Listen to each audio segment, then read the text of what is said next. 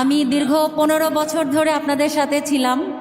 আমি জন্মসূত্রে বাউফল না, কিন্তু বৈবাহিক সূত্রে যেহেতু বাউফল, এবং আমি আপনারা বক্তাদের কাছ থেকে শুনেছেন, আমি কিন্তু ডক্টর শফিকুল ইসলাম মাসুদ যখন জেল জীবনে ছিলেন, ওনার ক্রান্তিকাল টাইমেও আমি নিজে একা আমার আত্মীয় স্বজন সহ সাংগঠনিক ভাইদের সহযোগিতায় এবং বাউফল ফাউন্ডেশন, বাউফল উন্নয়ন ফোরামের চেয়ারম্যান সহ যারা আছেন তাদের সহযোগিতায় আমি এখানে অনেকবার এসেছি। এটা প্রথমবার না, বিগত সময়গুলোতেও আমি ক্যাম্প করে গেছি।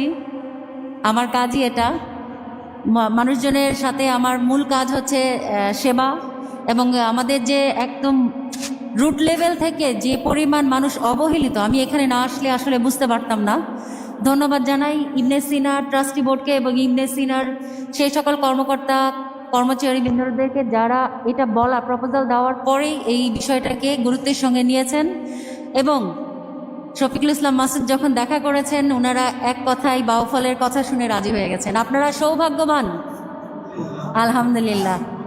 অলরেডি পূর্বের বক্তাগণ বলে গেছেন যে এটা কিন্তু প্রথম যে আমরা একটা হেলথ ক্যাম্প এরকম রুরাল এরিয়াতে আমরা কিন্তু স্টাবলিশ করলাম এবং উদ্বোধন করে যাচ্ছি। ইনশাল্লাহ এটার ধারাবাহিকতা অব্যাহত থাকবে, এবং আমরা ছোট কোনো স্বপ্ন দেখি না, আমরা স্বপ্ন দেখি অনেক বড়। আমাদের ডানা অনেক বড়, পালকগুলো শুধু যোগ হবে, আর পাশে থাকবেন আপনারা।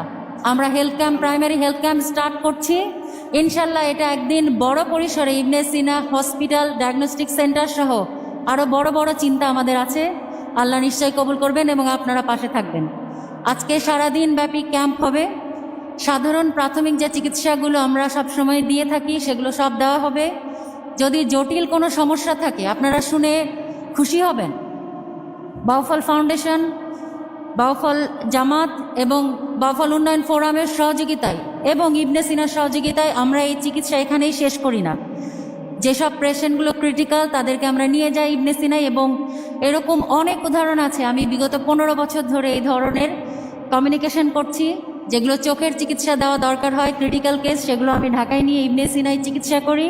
আর যেগুলো অন্য বিভাগীয় প্রবলেম, গাইনির সমস্যা, সার্জারির সমস্যা বা মেডিসিন সমস্যা বা চর্ম সমস্যা, সেগুলো আমরা সেক্টর ওয়াইজ চিন্তা করে বিশেষজ্ঞদের কাছে পৌঁছে দিয়ে প্রপার চিকিৎসার ব্যবস্থা করি। এই উদাহরণ আপনাদের কাছে আছে না নাই? আছে। ইনশাআল্লাহ এই দোয়াটুকু আমাদের জন্য রাখবেন, আমরা যেন কাজ করে যেতে পারি। কাজটাকে আমাদের লক্ষ্য হিসেবে নিয়েছি, গোল হিসেবে নিয়েছি, এবং আমাদের স্বপ্ন বাউফলকে প্রত্যাশিত কাঙ্ক্ষিত জায়গায় পৌঁছে দেওয়া। এই ক্ষেত্রে অনেক বাধা বিপত্তি হয়তো আসছে, অবশ্যই আসছে। অনেকে নিন্দুকেরা আমাদেরকে নিন্দা করছে যে আমরা দেখানোর জন্য বলছি বা আগামী নির্বাচনকে টার্গেট করে করছি, বাট আমরা এই কাজটা কি আজকে শুরু করেছি? আমরা অনেক বছর ধরে মা বোনদের সাথে আছি। বিগত 15 বছর আগেও যখন আমরা জানতাম না যে নির্বাচনের ঘোষণা আসতে পারে বা আগামী দিনে কোনো একটা ঘোষণা আসবে, তারপরে আমরা কাজ করে গেছি। কেন করেছি? কারণ এটা আমাদের দায়িত্ব মনে করি। আল্লাহর পক্ষ থেকে প্রত্যেক খলিফার জন্য দায়িত্ব হচ্ছে মানুষের পাশে দাঁড়ানো। স্পেশালি আল্লাহ আমাদের যাদেরকে সুযোগ দিয়েছেন, তারা যদি আমরা এই কাজগুলো না করি তাহলে জবাবদিহিতার অংশ আছে। তাই আমরা এই সামাজিক কাজগুলোকে আমাদের দায়িত্বের অংশ মনে করি। আপনারা আপনাদের প্রয়োজন জানাবেন, আমাদের সাধ্য মতো, আমাদের যতটুকু সুযোগ আছে, এবং আমাদের পাশে আমাদের বিশিষ্ট জনেরা, গুণীজনেরা আছেন, তাদেরকে নিয়ে আমরা বাউফলের সমস্যা সমাধানের চেষ্টা করে যাবো ইনশাল্লাহ। শুধু স্বাস্থ্য খাতে না, অন্যান্য সব খাতেই আমরা কাজ করে যাচ্ছি। আপনারা শুনেছেন যে আমরা রাস্তা করছি, আমরা বাসাবাড়ি তৈরি করে দিচ্ছি, আমরা টিন বিতরণ করছি, খাদ্য বিতরণ করছি, আমরা শীতকালে পোশাক বিতরণ করেছি, কম্বল বিতরণ করেছি, আমরা উন্নয়নমূলক কাজ করছি, আমরা প্রতিষ্ঠান বানানোর প্রোগ্রাম করছি, আমরা বানাচ্ছি, এবং আগামী দিনে ইনশাল্লাহ বাউফলে সব ধরনের প্রতিষ্ঠান থাকবে। সেই চেষ্টা আমরা অব্যাহত রাখবো। বাউফলকে আমরা শুধু উপজেলা না, আমরা একটা মডেল উপজেলা বানাবো, এবং সেটা সারা বিশ্বব্যাপী দেখবে ইনশাল্লাহ। সেটাই আমাদের স্বপ্ন, সেটাই আমাদের টার্গেট। সেই ক্ষেত্রে ইনশাল্লাহ আপনাদের সকলকে পাশে পাবো, আমার পাশে পাবো, বাউফল ফাউন্ডেশনের পাশে পাবো, বাউফল আমরা যেন আমাদের প্রতিষ্ঠানগুলোকে রাজনীতিকরণ না করি। প্রতিষ্ঠানগুলো হবে শিক্ষার প্রাণকেন্দ্র। এখানে শিক্ষার বিচরণ হবে, এখানে শিক্ষার উন্নয়ন করতে, সেটার জন্য আমাদের যা করা দরকার সেই কাজগুলো আমরা সবাই মিলে পরিচালনা করলেই কেবলমাত্র শিক্ষা প্রতিষ্ঠানে বরকত হবে। আমরা লক্ষ্য করেছি বিগত বছরগুলোতে শিক্ষা প্রতিষ্ঠানগুলো পরিচালনায় শিক্ষকদের ভূমিকা যতটা ছিল তার চেয়ে রাজনীতিবিদরা এখানে বেশি মাথা ঘামাতেন বিদায় আমাদের শিক্ষা প্রতিষ্ঠানগুলোর শিক্ষার মান যে পর্যায়ে পৌঁছলে ভালো হতো সেই পর্যায়ে আমরা পৌঁছাতে পারি নাই। আমি আশা করব যে আমরা যে দল করি যে রাজনীতি করি না কেন, আমরা শিক্ষা প্রতিষ্ঠানের ব্যাপারে সবাই কাঁধে কাঁধ মিলিয়ে আমরা শিক্ষা প্রতিষ্ঠানের জন্য সবাই মিলে কাজ করতে চাই। সম্মানিত শিক্ষকবৃন্দ, আমার শ্রদ্ধাভাজন সুধী মণ্ডলী, আমি দ্বিতীয় অনুরোধ করতে চাই, আমাদের শিক্ষার্থীরা আমাদের সন্তান তুল্য। তাদেরকে বড় করতে পারলেই আমাদের বাউফল বড় হবে, তাদেরকে উন্নত করতে পারলেই আমাদের ইন্দ্রকুল সূর্যমণিটা উন্নত হবে। একটা জাতিকে উন্নতি এবং অগ্রগতির দিকে যদি নিয়ে যেতে হয়, তাহলে মূলত আজকের যারা শিক্ষার্থী, আজকের যারা তরুণ, তাদেরকেই আমাদের ভবিষ্যৎ প্রজন্ম হিসাবে প্রস্তুত করতে হবে।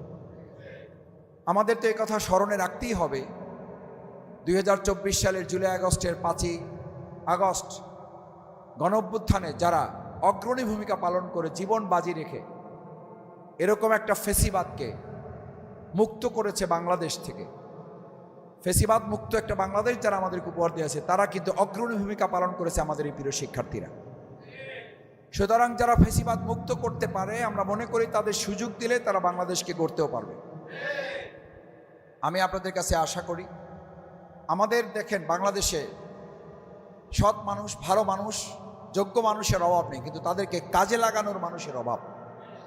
আপনারা শুনেছেন এই অন্তর্বর্তী সরকার আসার পরে যারা বিভিন্ন সময় এই দেশ থেকে বিতাড়িত হয়ে কিংবা তাদেরকে কাজে না লাগানোর কারণে তারা বিশ্বের বিভিন্ন রাষ্ট্রে গুরুত্বপূর্ণ দায়িত্ব পালন করে বিশ্বকে তারা এগিয়ে দিচ্ছেন, অথচ সম্পদ আমাদের দেশে।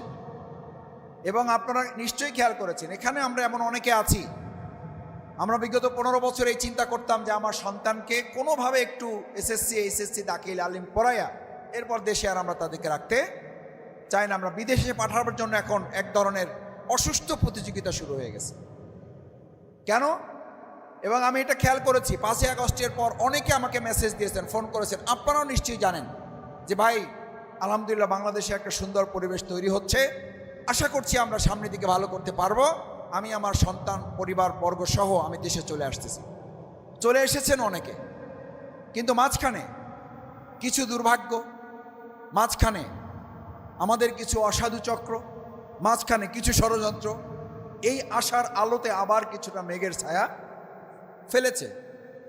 আমি কারো কারো মুখে এটা শুনেছি যে ভাই বড় আশা করে এসেছিলাম, মনে হয় সেই আশা পূরণ হবে না, সেই জন্য আবার সিদ্ধান্ত নিয়েছে আমরা আমার ছেলে মেয়েদেরকে এই দেশে না রেখে আমরা বিদেশে চলে যেতে চাই।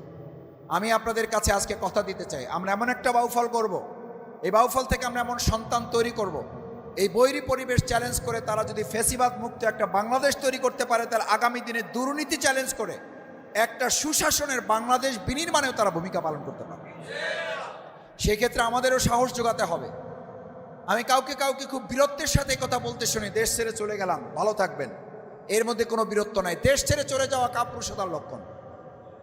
আমাদের নেতৃবৃন্দকে ফাঁসির অর্ডার দেওয়া হয়েছে, তারা দেশের বাইরে ছিলেন, জানতেন দেশে আসলে ফাঁসি হবে, এরপরেও তাদের কাউকে ধরে নিয়ে আসতে হয় নাই, তারা নিজেরা স্বেচ্ছায় বাংলাদেশে এসেছেন।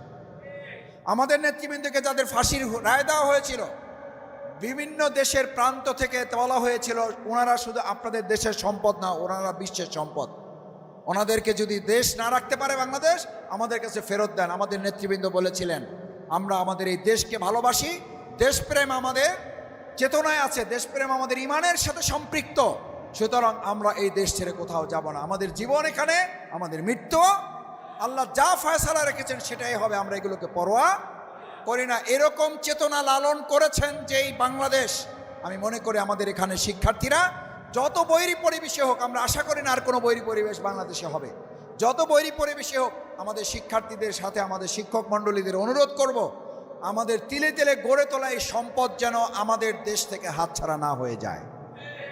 আমাদের সম্পদ বিশ্ব কাজে লাগিয়ে তারা উন্নয়ন করবে আর আমাদের দেশ পিছিয়ে থাকবে, এটা যেন আর ভবিষ্যতে না হয়। সেজন্য আমাদের দেশটাকেই এই কৃতি শিক্ষার্থীদের উপযুক্ত একটা বাংলাদেশ হিসেবে আমরা গড়ে তুলতে চাই। আমি আজকে ইন্দ্রকুল মাধ্যমিক বিদ্যালয়, আমার সম্মানিত প্রধান শিক্ষক এখানে আছেন, আমি তার সাথে একটু দোয়ায় সামিল হব। আমাদের অন্যান্য শিক্ষকবৃন্দ যারা আছেন সুধীমণ্ডলী অত্র এলাকার অভিভাবক যারা আছেন, আমি অভিভাবকবৃন্দ যারা কষ্ট করে সেই দীর্ঘ দুপুর থেকে এখানে অপেক্ষা করছেন, আমি আপনাদের প্রতি বিশেষভাবে কৃতজ্ঞতা জানাই, দোয়া চাই, সালাম জানান, সালাম দেওয়ার জন্য আপনাদের কাছে এসেছি। এবং আপনারা আল্লাহর হস্তে বাড়িতে আমাদের মা বোনেরা যারা আছেন, চাচিরা যারা আছেন, আমাদের খালারা, আমাদের দাদিরা যারা আছেন, মেহেরবানি করে আমার এই সালামটুকু আপনারা আল্লাহর হস্তে তাদের কাছে পৌঁছাবেন, মা বোনদের কাছে দোয়া চাইবেন, এবং আমরা যেন সবাই কাঁধে কাঁধ মিলে একটা সুন্দর বাউফল, পরিচ্ছন্ন বাউফল, উন্নত বাউফল, আধুনিক বাউফল, মডেল বাউফল আমরা যেন বাংলাদেশে উপহার দিতে পারি। আল্লাহ আমাদের সেই তৌফিক দান করুন। সেই প্রত্যাশা ব্যক্ত করে এ পর্যায়ে আমি আমাদের শ্রদ্ধেয় প্রধান শিক্ষককে একটু কথা